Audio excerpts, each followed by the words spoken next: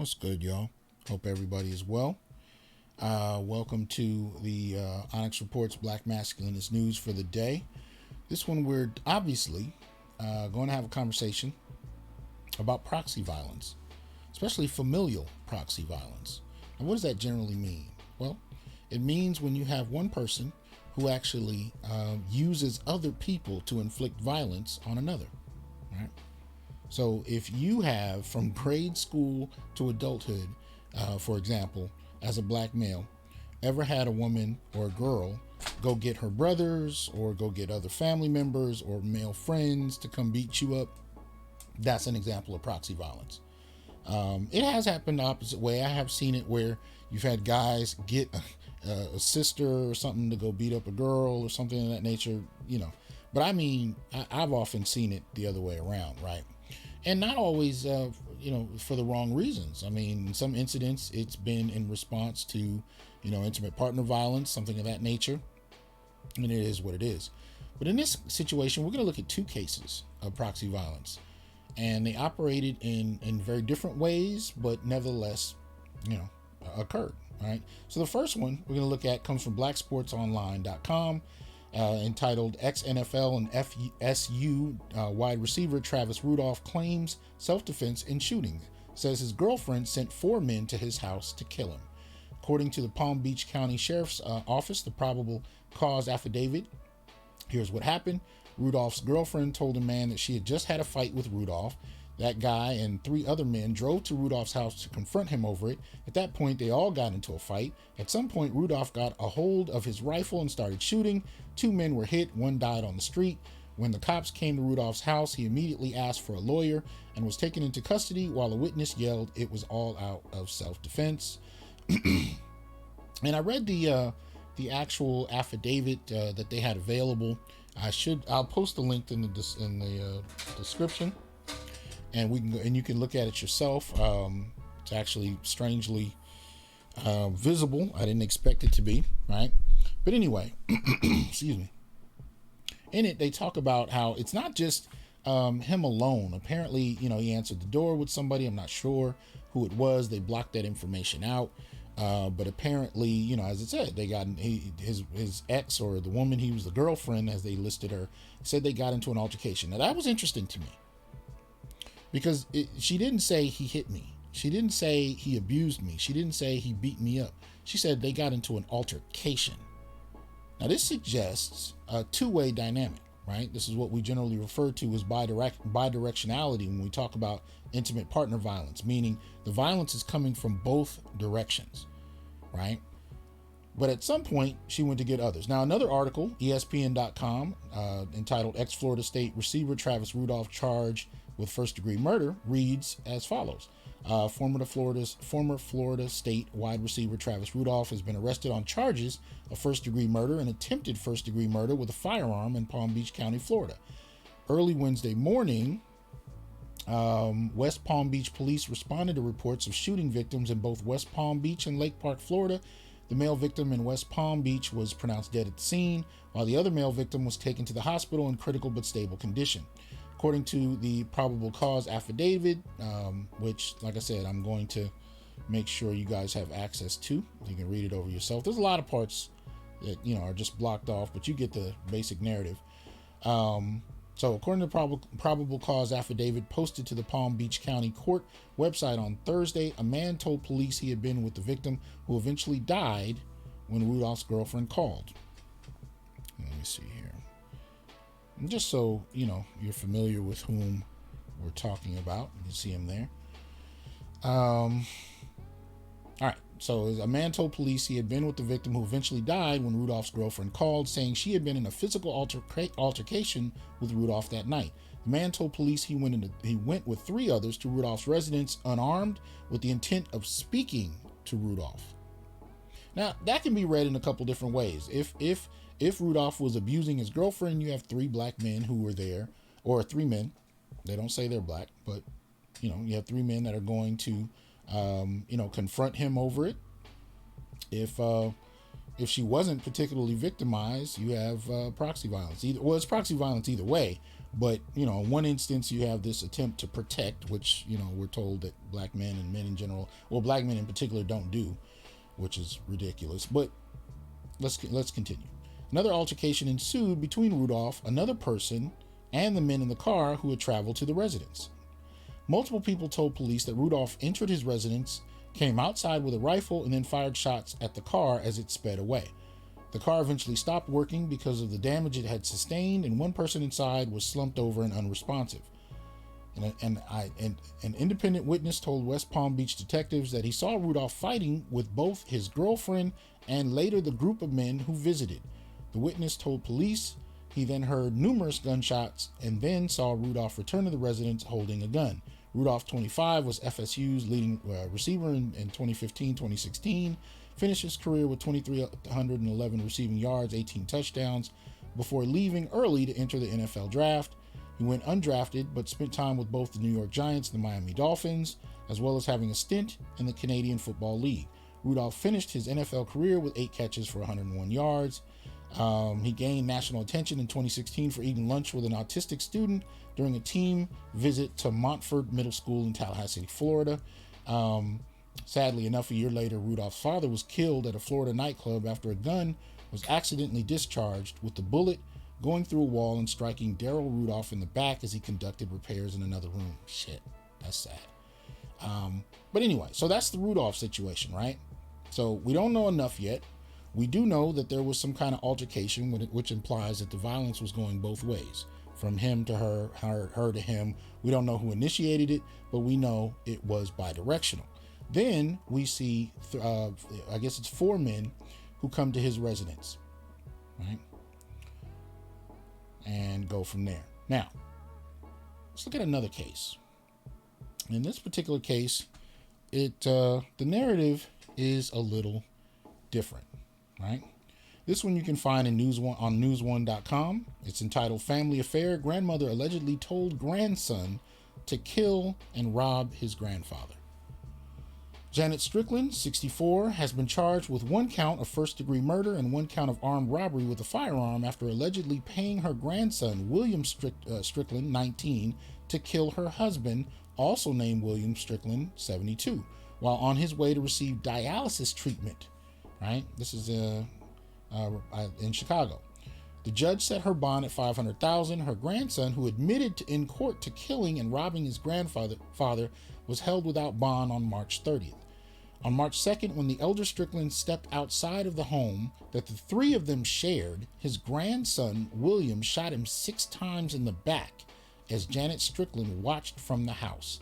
Days before the heinous crime, the 19-year-old said that his grandmother complained of being sick of his grandfather and wanting him dead. As her husband lay dying in the street, Janet Strickland allegedly grabbed a casino bag full of money from by his side. Her grandson snatched his wallet and admits that he purchased tattoos, new shoes, a cell phone, and other items. Instead of being in court Saturday, Janet Strickland was reportedly at the hospital receiving treatment for chronic illnesses, including lung disease and hypertension, though the younger Strickland has no prior criminal record. He could face life in prison. Strickland was described as kind and generous by neighbors and family who voiced their disbelief at the senseless crime. He was getting up this morning, going to dialysis so he could try and live his life a little longer, and they just zapped it from him, said brother-in-law Kevin Smith. Neighbor Jonathan Gariner said he felt like he lost a role model and his daughter's grief is haunting. Janet Strickland let her grandson use her husband's gun and car the morning of the murder. So, no sign of abuse. In this particular situation, she was just sick of him. So we talk about this kind of ongoing low-boiling contempt for black men in the black community. But we don't talk about where it can end up. So in this instance, she says she's sick of him. She gets her grandson to kill him and rob him, and she, of course, participates. This is proxy violence. See, now if she'd have done something directly, it would have just been, intimate partner violence. If she'd have poisoned his food, it would have been attempted murder, but it still would have been violence initiated directly by her. If she tried to attack him, even though that's not likely with, two people of this age, it happens, but not as much. Still, in this instance, she doesn't go and do anything herself. She gets her 19-year-old son to do it, grandson. And he does. With no seeming hesitation. This is ridiculous. This is sad. All right. So when it comes to, having your boyfriend beat up because you're pissed at him after you've gotten into a bidirectional altercation, or conscripting a young, impressionable young man to go do it for you, in either instance, these women are party to familial, well, in this case it's familial, in the other case it's relational, but proxy violence nonetheless. And this is something I want us to think more about, because here's the thing, and I've said this before, when you have someone attack someone else, especially if it's men, if a woman has a man attack another man, whether it's an attempt to kill him or beat him up, in either instance, when it ends up becoming something where people are arrested, they go to court, they get sentenced, they go to jail, on paper, it's just two men. It's not as easy to incorporate the woman who initiated the violence in the scenario. It's just the men on the record, even if someone's killed. There are only rare instances where you actually are able to bring the woman in if there's evidence that she initiated the dynamic, whether she hired an assassin or used sex to manipulate one, which is something that tends to happen among poorer people. But another dynamic we hear even less about is a familial one, where you have an elder who conscripts a younger, more impressionable family member to operate on her behalf to kill and rob her husband, his grandfather. What does that say about the respect that black men have in their own communities, even when they're apparently good men? I mean, the neighbor identifies him as a role model.